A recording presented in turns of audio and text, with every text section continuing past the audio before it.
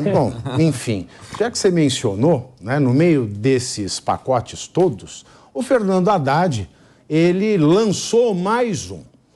O da vez foi o programa de renegociação de dívidas para quem ganha até 2 salários mínimos. A renegociação é permitida para dívidas de até 5 mil e que foram contraídas até o ano passado. Quem se endividou esse ano, querido, esquece. A iniciativa deverá ser oficializada por meio de uma medida provisória e vai começar a valer somente em julho. Haddad prevê que ao menos 30 milhões de brasileiros sejam alcançados pela medida. Agora, você veja, o Bissoli, 30 milhões de brasileiros. Nós temos 43,4% das famílias endividadas. Se nós falarmos isso em números absolutos, vamos pensar aí em homens e mulheres endividadas, nós estamos falando que nós temos mais de 50 milhões de brasileiros em situação de dívida absoluta. Não vai dar nem para palitar o dente. E quem é que, se você entra num desenrola, aí você não entra no desenrola, está endividado, aí o carro popular é para quem? Porque o popular está precisando desenrolar, mas o popular também não vai desenrolar. E aí, qual é que é? Putz, fogo na bomba? Avinado, o que a gente percebe é que o governo está desesperado por criar notícias positivas. Um governo que não teve nada a entregar de concreto no primeiro semestre, com viagens internacionais desastrosas e para ser a cereja do bolo, desse bolo vermelho com uma estrelinha em cima, foi essa Red Velvet? Red Velvet. Red Velvet. É porque a Janja diz que gosta dessa coisa meio colorida, assim, né? Meio que a cara dela, então ela quis desse jeito. Não é com esses termos italianos, né? Red Velvet. E foi a recepção do Maduro como chefe de Estado, ou seja, foi desastroso. Até dentro do PT isso foi desastroso. Então o que o governo parece estar fazendo agora? Criando uma série de medidas não pensadas, não estudadas, não calculadas para criar aquele fato que a gente fala assim, ó, notícias positivas na imprensa. Isso é estratégia velha, isso já é sabido. Cria-se um monte de factoide que vai trazer algum tipo de solução ou de benefício para a população.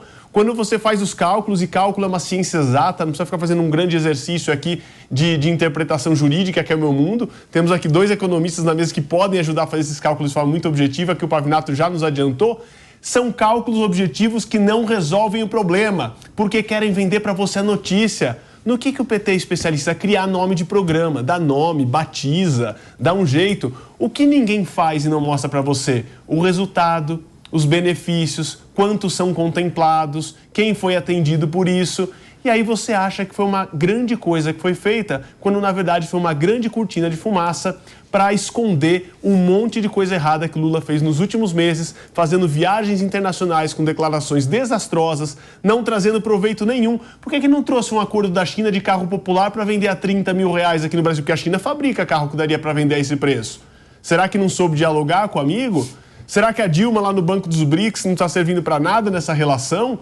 Em fazer na Índia ou na China, ou sei lá onde quer que seja. A China não é boba, Bissoli. A China é o credor mais cruel do mercado internacional. Pois é, não vai resolver o problema do Brasil. Vai tomar dinheiro no Brasil e dominar o que puder aqui dentro para ganhar dinheiro. Então esse é o grande problema. Fica se vendendo um monte de falsa notícia positiva, que não entrega solução de fato para nada, e tem gente que acredita. A China, por exemplo, a China vetou a ideia do BRICS dar dinheiro para a Argentina. A China não é boba, ninguém é bobo. Aí ele fala, né, do FMI, o FMI é maldoso, agora a China, se você ficar devendo para a China, se o Brasil pegar dinheiro com a China, eles tomam a floresta amazônica inteira. É pior Acabou. Que a agiota. Acabou. E gente para tomar conta ali, eles têm, tecnologia, acabou. Você veja, a China vai vender carro popular para um povo que está inadimplente? Mas não vai nunca.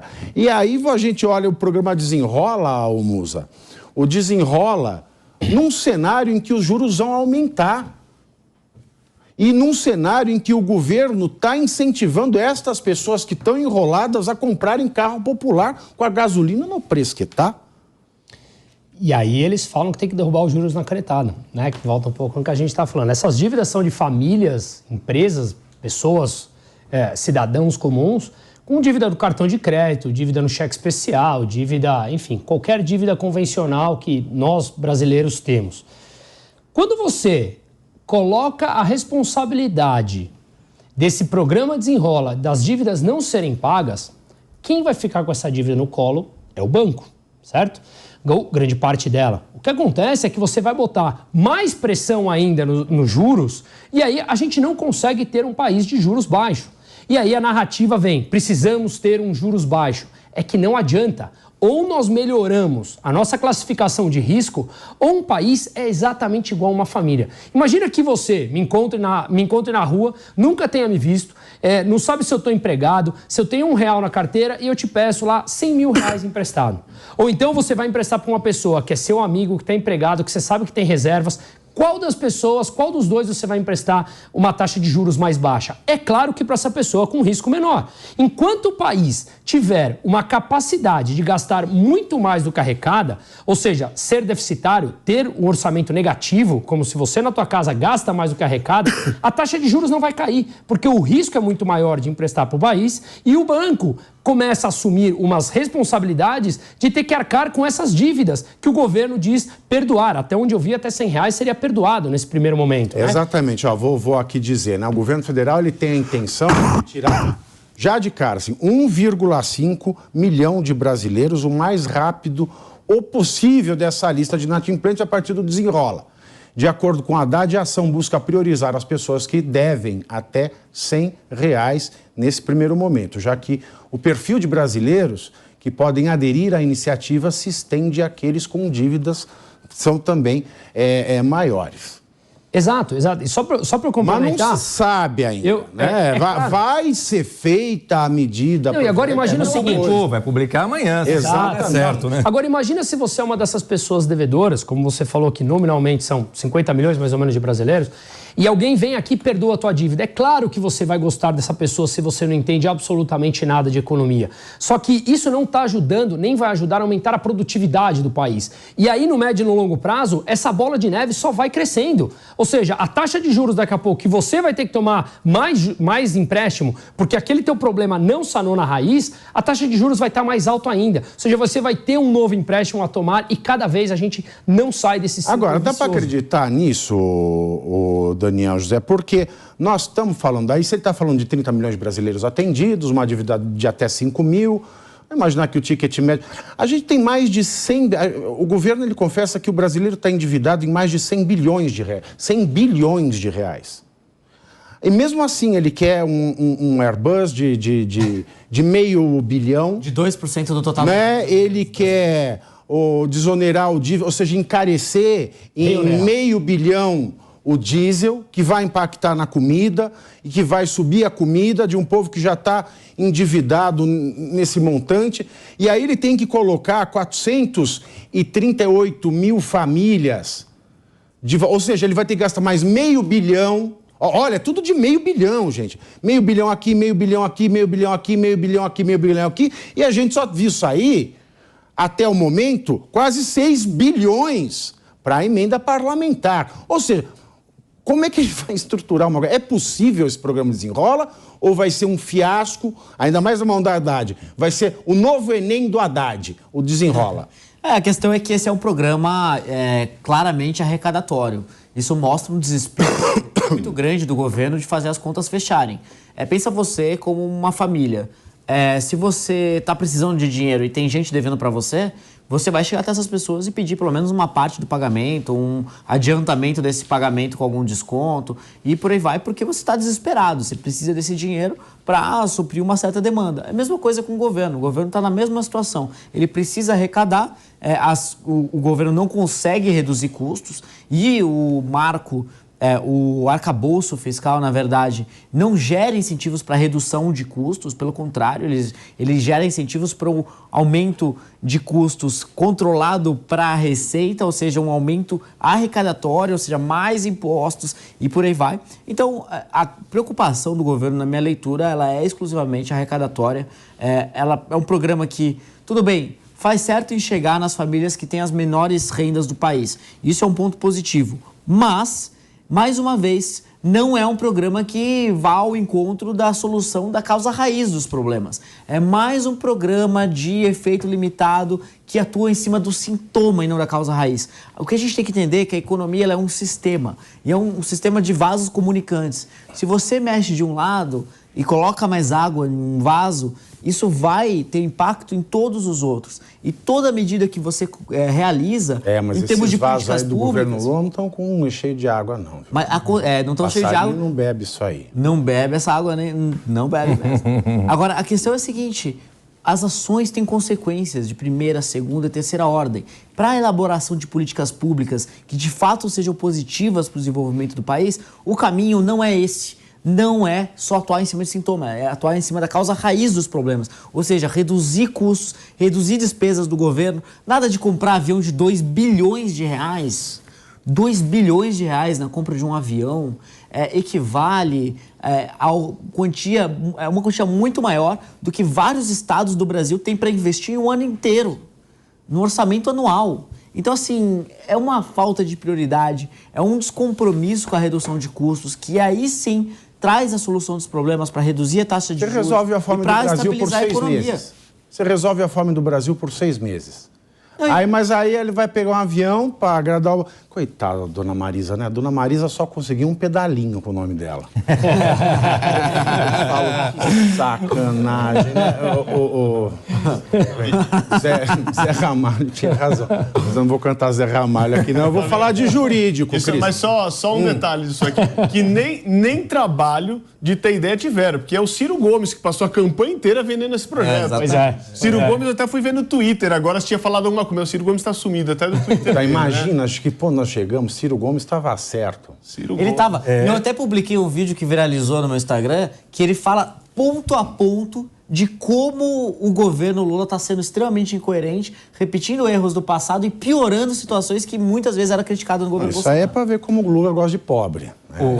Ver como o Lula gosta de pobre. Pô, Vinato, uma coisa que eu estava lembrando agora sobre essa questão de meio bilhão e meio bilhão, o Brasil, que é um Brasil que realmente tem muito dinheiro em caixa... Né? A gente deve ter muito cabeça de pobre para estar criticando. Exatamente. Isso, né, você tem muito dinheiro e está criticando um aviãozinho, um mequetrefe de 500 milhões de dólares, imagina. Agora, a gente não pode esquecer que o mesmo Brasil, que está com 400 e tantas mil famílias esperando o Bolsa Família que atrasou, que não veio, é o mesmo país que tem uma dívida para receber da Venezuela de 700 milhões de dólares e quando o credor vem nos visitar, tem uma pessoa devendo dinheiro para você.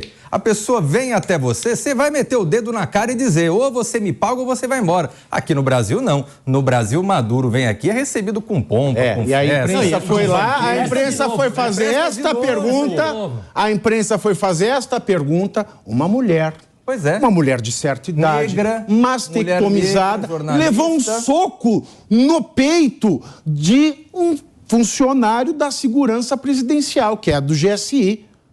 E ninguém fala nada. E ninguém fala nada. E pior, é um líder, é um ditador que é procurado em vários países do mundo, que tem prêmio em cima da cabeça dele e que simplesmente é recebido de tapete vermelho. Devendo e, enfim... Aí hoje foi anunciado pelo BNDES... Não, você veja, peraí, só uma coisa, já que você trouxe isso aí, a única pessoa que cobrou, você bem lembrou isso aí, a gente está falando de não comprar o avião, de economia, de não desonerar, mas tem esses 788 milhões de dólares. 788 milhões de dólares, já é muita coisa, dá 4 bilhões... 4 bilhões de reais. 4 bilhões de reais, gente. Teve um discurso do presidente do BNDES, o Mercadante, ontem, falando que a Argentina, a Venezuela pode nos pagar com energia. Vamos lá, não sabe o que a gente estava falando antes aqui. Eu acabei de voltar de lá da Venezuela. A Venezuela cai energia ao longo do dia. Ele quer pagar a gente com energia. Com qual energia? Primeiro que o petróleo de lá é um petróleo muito mais bruto. Então a gente tem que pagar para refinar. Ou seja, ele vai pagar com uma... E a gente não tem refinadora. Vamos pagar para quê? E mais, aí eu te pago com energia. Qual energia se Venezuela não tem energia? Mas não aceitou acabei de voltar de lá. Não aceitou charuto. Vamos garantir. Vai lá, Cris, eu te cortei. Mas a questão é essa. A única... E quando isso aqui... Bom, falam em Brasília que aqui é uma democracia. Falam em Brasília, afirmam em Brasília.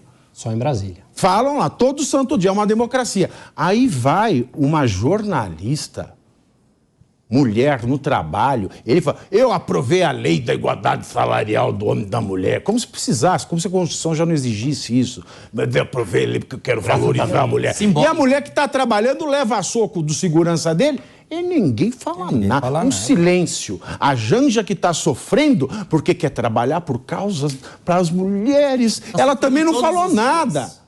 Ela não falou nada. Ela não falou nada. Uma mulher que está indo trabalhar. E ela, por que ela não vai trabalhar? Faz o curriculinho dela, vai trabalhar. E o tal do ministério? Tem um ministério para isso. Tem um ministério que fala que é voltado para políticas públicas. A ministra da Mulher demorou 15 horas para fazer um comunicado protocolar de solidariedade. O ministro dos Direitos Humanos não fez nada disso. Ou seja, quem que continua sendo enganado que as políticas, os programas desse governo é para ajudar quem eles dizem que quer ajudar? Não, tem sempre o cachorro oculto. A gente tem que se preocupar com a figura do cachorro oculto. Porque esse desenrola tem um cachorro oculto. Porque quem que não está recebendo é o banco. É o banco. É o caixa do banco. Então, é o cachorro oculto. O fundo garantidor vai aportar dinheiro. E aí, o devedor, ele vai deixar de dever para o banco e vai dever para o fundo garantidor. O fundo garantidor é recurso o quê? É recurso público. Ou seja, você vai trazer uma dívida do setor privado e vai trazer essa dívida para o poder público. Exatamente. Essa é a lógica petista. Você vai pagar o